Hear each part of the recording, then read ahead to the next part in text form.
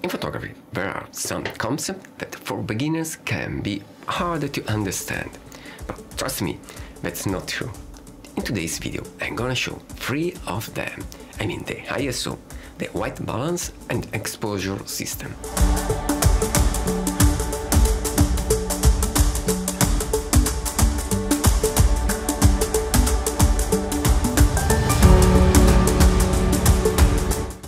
Hello to everybody and welcome in another lesson. For whose comes from analog photography, the ISO was the ASA. Oh, sorry for the pronunciation. Anyway, changing ISO in a camera means to amplify the light coming from the lens. So even in low light condition, we'll be able to get the right or at least a decent exposition of our picture, and maybe when it's nearly night. Pressing the ISO button, the camera will show a menu with many options. In some cases, a lot of options.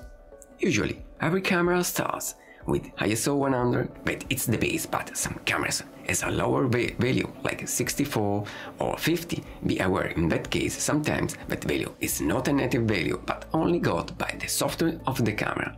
In my opinion, it's not a big deal, so you can ignore that fact.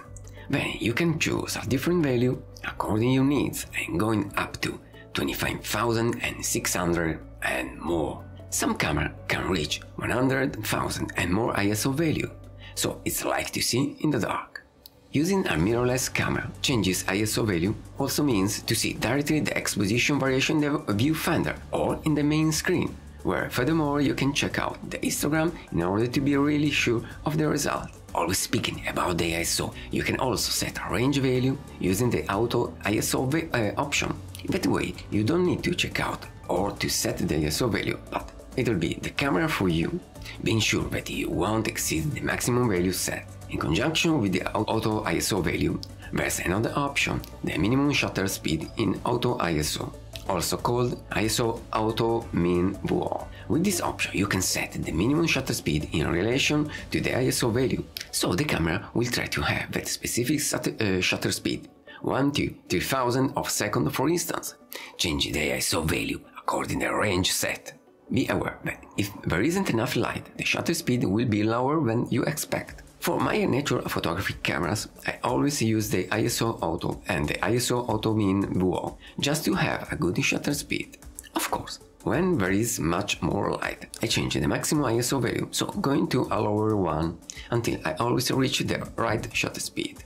The white balance is really important in photography because it allows you to have the right color tones and not some color casting that ruins your picture. There's a consideration to do with the white balance. Basically, it's pretty useless if you shot in RAW rather than JPEG, because when you shot in RAW, it's supposed you manage in post-production the white balance as well as all other parameters. But if you shot in JPEG, you have to set the white balance according to the light you have. Pressing the button, your camera will show a list of options you can choose. Usually, there are many options, but for nature photography, the most used are daylight, shadow, overcast. Daylight is used in sunny days, shadow is used when you are in shadow, and maybe in a sunny day, overcast or another name when the sky is covered by clouds. For me, shooting always in RAW, I use the auto option, so I leave the camera to choose the right white balance.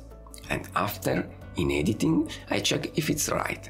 Getting the right exposition sometimes can be tricky, but don't worry.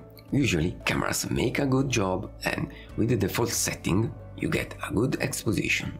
Basically, every camera has at least 3 different exposure methods, matrix or multi, center and spot. With multi, the camera measures light on each area after dividing the total area into multiple areas and determines the proper exposure of the entire screen. With center, the camera measures the average brightness of the entire screen while emphasizing the central area of the screen.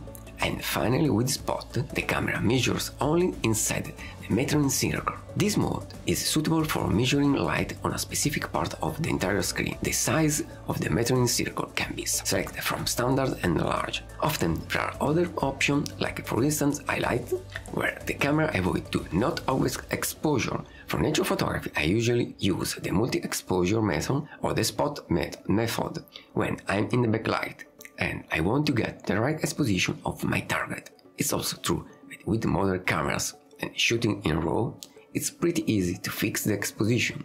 So, in my opinion, it's not a big deal. Okay, my friend, for today is all. Tell me in the comment section below if you have some requests or doubt. And if you liked this video, please give me a like. See you in the next one. Bye bye.